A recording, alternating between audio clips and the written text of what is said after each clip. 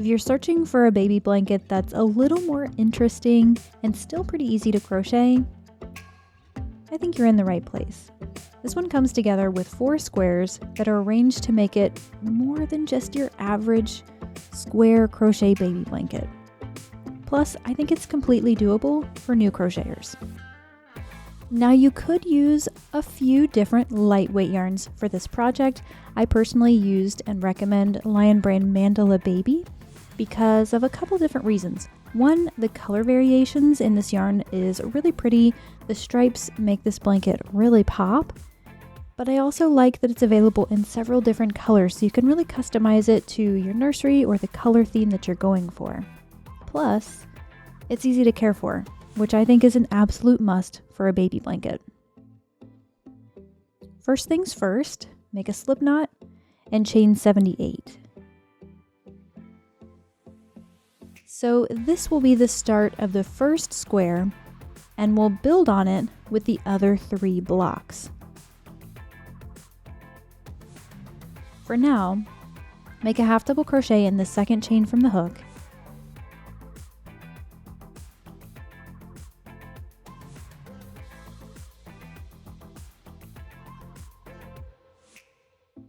and in each remaining chain.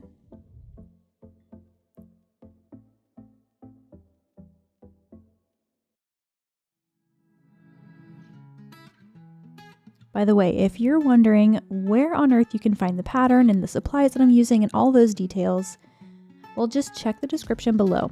You can view the pattern completely free on my website, or if you prefer to have a copy in hand to print or save for later, you can pick up the PDF from my shop. There are links to both options, so you can do what works best for you.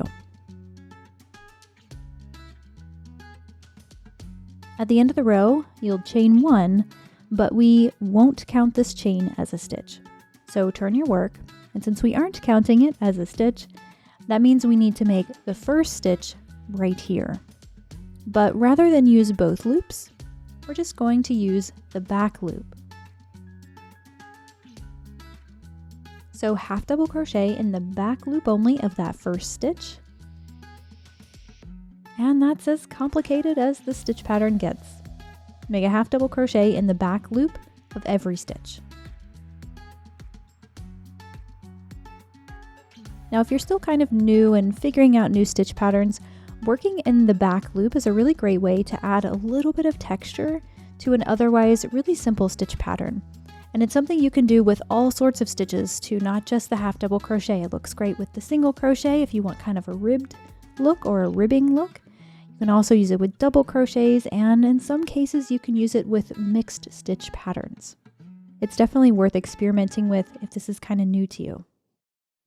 So this right here is the last stitch of the row, and you want to make sure you make a half double crochet there as well, but you also don't want to confuse the last stitch with the chain, the one that we're not counting as a stitch, right?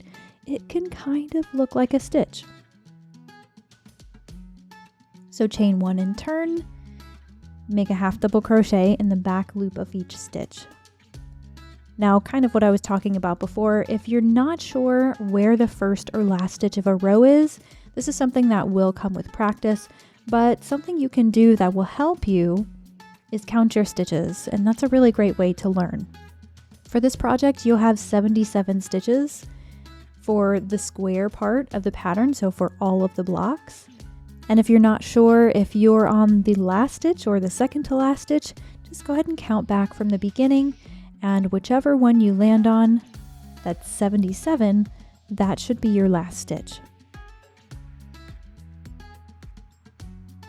So that's the repeat for now. Make a half double crochet in the back loop of every stitch until your work is a perfect square. So to figure that out, you'll just fold the opposite corners together so it's a right triangle, and if the points match up perfectly, you're good to go. You'll fasten off, leaving a tail that's about 6 inches long. I always recommend that so you have enough to weave in later. I'm going to link to a video here as well where I talk about weaving in your ends, some of the tips that I've learned along the way. You might find that one useful. And now we're left with this really great texture with parallel lines running from one side to the next. And we want to change the direction of those lines with each block so it makes this blanket really interesting to look at. So that means we have to add the next block at the side of the first block. But before I show you how to do that, we also need to talk about the yarn. I bought 3 of these yarn cakes to complete my blanket, and I didn't use all of the yarn, but I did use all 3 to arrange this color pattern. One thing that's really important to know is that the yarn cake follows the same color transitions consistently. So for this colorway, it goes from blue to purple to pink to white to yellow, then to green, and then we start back with blue. Whatever color transitions you see is what it will cycle through all the time. So keeping that in mind, when you add the next block, you can continue with the same cake because you should have just a little bit left, or you can start a new yarn cake, whichever you think will look best based on the colors and where you want them placed in your blanket. When you're ready to add on that second block, you'll make a slip knot and fasten on in the corner right here. You'll make a chain, which won't count as a stitch, and make a half double crochet in the same space, and that will be your first stitch of the row. Now here's the challenging part. I want to warn you a little bit, but I don't want to scare you away. This is pretty easy. It's just a little bit inconvenient at first. So we need 77 stitches evenly spaced on this row so that this block is the exact same size as the first block. Now a couple tips here to do that. One, I find that it looks best if you work the stitch through the side of the stitches rather than around them. It'll look a little neater. It'll cut down on some of the little holes and little gaps that you might see along this seam. And second, you will have to play around with this row a little bit to get the even placement of stitches. You might find that you don't have exactly the same number of rows as me, especially if your gauge doesn't match mine completely.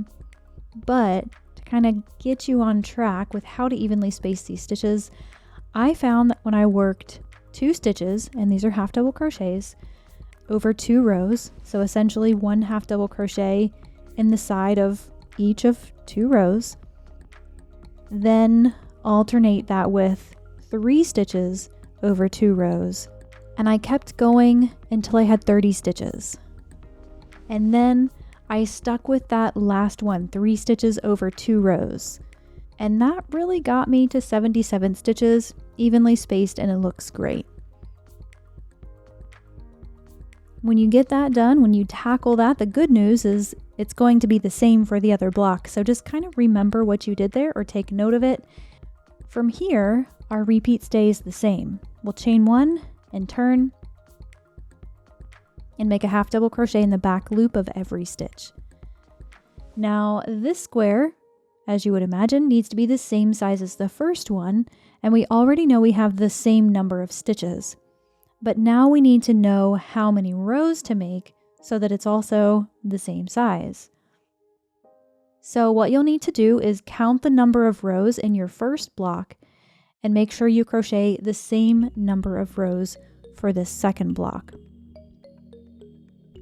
When you finish up that block, you'll fasten off just like before, and we'll add the third block.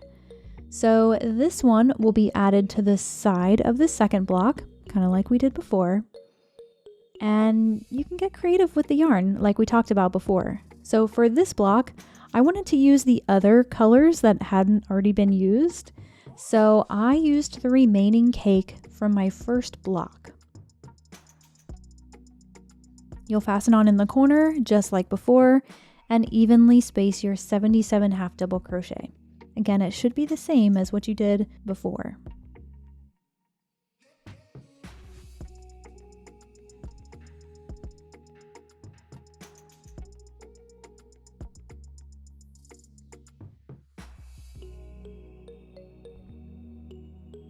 Then from there, you'll chain 1 and turn and work the same repeat for the same number of rows. Now, just to give you an idea of the shape here, it's kind of like an L at this point as we work on the third block. Now, if you started this block in the middle of a yarn cake like I did, you won't have enough to finish the entire block, so you will have to add to it. When you find yourself in this position, just think about the color transitions you have and whether you want them to match. So if you want it to follow that same cycle that the yarn goes through, or if you want to break that up and change the order of the colors. So my block ended in the middle of a blue section, and I did want to keep the colors consistent. Fortunately, my third yarn cake started on blue as well, so I used that one to keep going. You can also take inventory of the yarn that you have left and then use any of those. It's totally up to you and how you want your colors to look. No matter what you do to add the new yarn, just work the half double crochet to this point, fold the new yarn over and place that on your hook, then pull it through. That'll finish the stitch, and then tie the two ends together at the back just so it's nice and secure. Now, as you would imagine with block 3, we want this one to be the same size. We've got the same number of stitches, 77, so we also want to work the same number of rows as the other two blocks, and then you'll fasten off like before. And that brings us to the fourth block. You'll situate your blanket like this and fasten on in the corner, just like you've done before, and evenly space your 77 half double crochet again, following that same pattern that you discovered from the first block.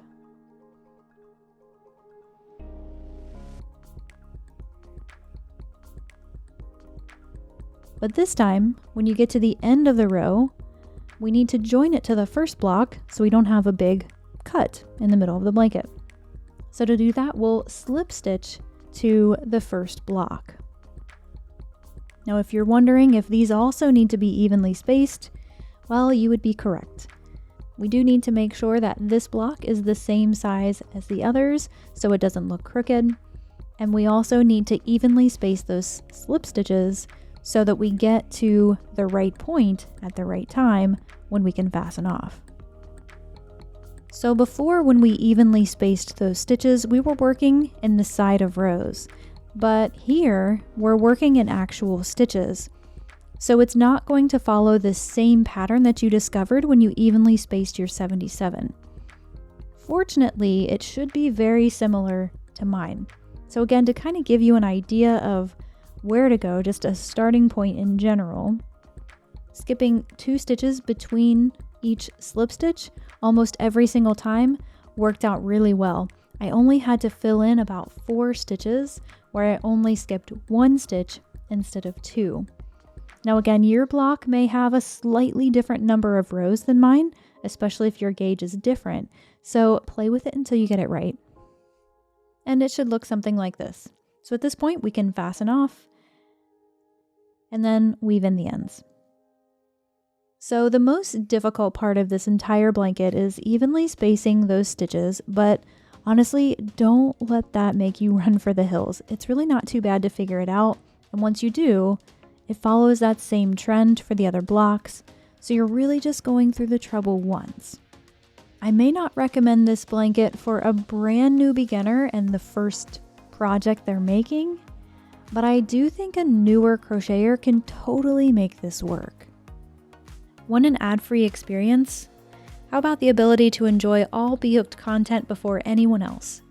Members of my Patreon community not only get to watch all videos completely free of ads, but they also get the PDF for all new patterns. Choose the Insider Preview tier for these perks, or if you really love patterns, choose the Insider Plus tier to unlock an additional 76 classic B.Hooked PDFs, as well as the entire archive of patterns released in 2021. Join my Patreon community today for all of these perks, as well as customized pattern support if you need it. You can cancel at any time if your financial situation changes, or if you simply change your mind. Links in the description below. Now, if you need more of a yarn fix, don't worry, I have you covered. Check out one of these other projects, learn a thing or two, or just enjoy the calming rhythm of the stitches. If you haven't subscribed yet, well, I'd love to keep inspiring you to make something that makes you happy. Happy hooking, and I'll see you in the next one.